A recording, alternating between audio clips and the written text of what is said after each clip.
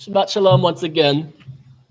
This week, as the book of Exodus comes to a close, we have a double parsha by Akel Pkudei. It's also Shabbat HaChodesh, which I will mention again tomorrow. As you can see, there's a lot going on this week, but I wanted to take this moment to talk about tzedakah. And there are so many ways you can translate tzedakah depending upon the context. But tonight I want to use the most common definition, and that is charity. The first of our two Torah portions, Vayakel, concerns the building of the Mishkan, the tabernacle, which was our original sanctuary, which we could carry with us as a portable place of worship in the wilderness, although actually people couldn't go inside. It was essentially Moses and the priests. It was the original house for God, and you would think that when you have to schlep for 40 years from place to place in the wilderness, that it would be considered very rustic living. And yet we were able to build God this fancy, expensive sanctuary, tabernacle. There were many different elements that needed to be built. At the same time as they built the tabernacle, they also constructed the priestly garments. And between those two projects, they needed a lot of different things because God and Moses had provided a very specific blueprint. They needed gold. They needed silver, they needed copper and yarns of blue, purple, and crimson. They also needed fine linen, goat hair, tanned ram skins. Believe it or not, it says dolphin skins. There are different interpretations of what that could possibly mean. Acacia wood, oil, spices, and also different types of stones. It was a lot of stuff that you wouldn't expect them to have with them in the wilderness, but God had thought ahead. Because before the Israelites left Egypt, they asked the Egyptians to give them their riches and their clothing. And the Egyptians were happy to do it because they feared the Israelites and their God following the 10th plague. It's clear that the reason God asked them to do this was so that when they were in the wilderness, they would have what they needed to build the tabernacle.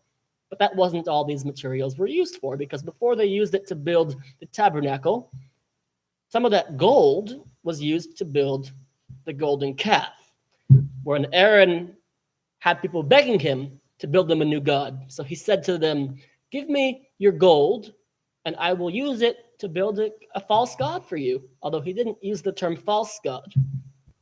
When the Israelites were impatient, they worshipped the golden calf, which was pretty much the opposite of how God had intended them to use that gold. We know what happened next. Moses saw the calf, Moses got mad, and he broke the tablets, and he had to go back up and get new ones. Something that gets glossed over a lot is that people died. A lot of people died because of their involvement with the golden calf. But while it seems like the survivors were forgiven, God actually had one last test for them in this moment. Because God then asked them this week to donate the material needed to build the tabernacle. Here in the Hebrew is critical. Kol nadiv libo. Everyone with a generous heart. Everyone with a generous heart should donate the materials necessary to build the tabernacle. While it is technically a commandment, it was only binding for those who had a generous heart. And so essentially what God was saying is it's a suggested donation. It wasn't for everyone. When we go to a museum and there's a suggested donation sign, how many of us actually pay? I'm sure a lot of us do, but it wouldn't be 100% of the people. And yet, it seems that almost everyone gave. They gave so much that the artisans had to say to Moses, "Please make them stop giving. They're giving us too much. We don't need all this stuff." And so they stopped. The Israelites passed the test. The tabernacle was open for business, and that's essentially how the book of Exodus ends. It's fair to ask, why did so many people feel moved to give? While there were surely some generous people with generous hearts, again, it's hard to imagine that they were all super generous. So why'd they all give? Perhaps God compelled them to give. After all, if God can harden Pharaoh's heart, maybe God can soften your heart. But that's probably not the most likely scenario. The more likely scenario to me is that many of them chose to give up their wealth for the same reasons that the Egyptians gave up theirs. They were scared. They were fearing God. The Egyptians feared God after the 10th plague, and many of the Israelites probably feared God after the giant reckoning following the golden calf. And what about us? When do we give and when do we not? And when we do give, why do we give? In one of my favorite musicals, Avenue Q, there is a song about giving. It's called the Money Song. One of the characters, Nicky, has become homeless, and he's begging on the street for money. He runs into his friend Princeton and asks Princeton for a quarter. Princeton is in no mood to give, and he replies, I can't give you a quarter, I don't have any change. And so Nicky counters, all right then, give me $1. And he tries to appeal to Princeton's spiritual side, singing, helping others brings you closer to God. And by the end of the song, it seems that Princeton has become very generous. But not really, because he only chooses to give money to a charity project run by his ex-girlfriend, hoping that his donation to her charity will convince her to take him back. Now, does this really qualify as tzedakah? On the one hand, the money did go to a good cause. Nobody can argue that. But it wasn't given for the right reasons. Charity organizations these days sometimes face a similar dilemma. If they receive a large donation from someone who turns out to have a troubled past, they have to decide if they want to accept it or not. Some people don't want them to have ties to a problematic individual. Others might not want to give to that organization anymore. In 2014, UCLA chose to reject and return almost $500,000 that went to kidney research because it was donated by Donald Sterling, the former owner of the LA Clippers, who was suddenly revealed to be so racist that the league kicked him out. That money could have saved lives, but they chose to return it. I don't claim to have an answer about whether or not that was the right thing to do, but it's a good reminder that even if you choose to keep the tzedakah, not all tzedakah is created equal.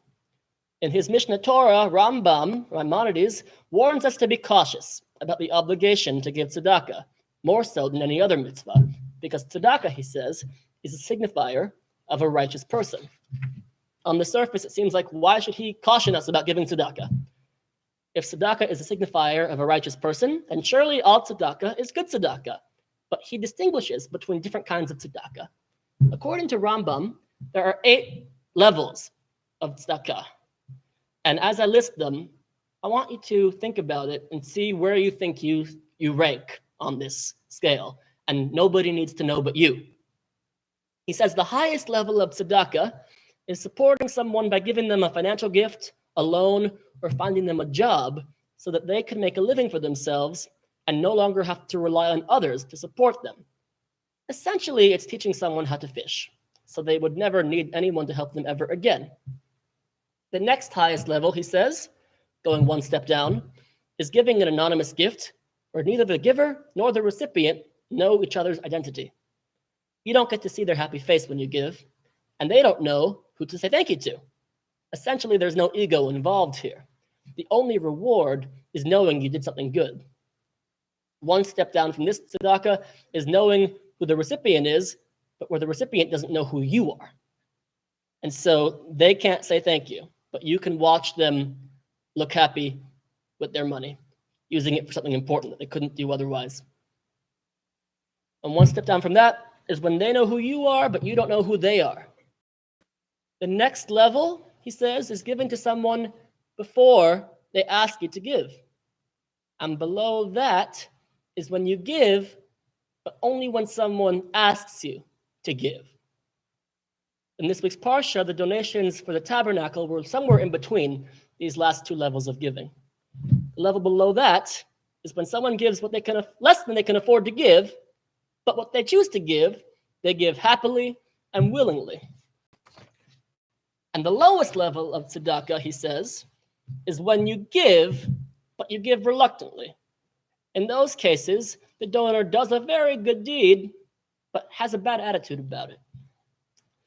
While some may choose to rank these in a different order than Rambam, it's worth asking ourselves this Shabbat, where would our charitable donations rank on this scale? Change doesn't happen overnight, but wherever we are on this scale, I challenge us, including myself, to reach one step higher as a start than wherever we are now on that ladder. Because the lesson here in both the Torah and from Rambam is that the mitzvah isn't necessarily bigger because you gave a larger dollar amount. It can be, but even more important is the way you choose to give it. It's unfair to compare ourselves with others.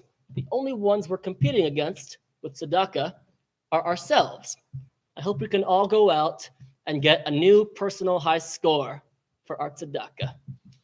Shabbat shalom.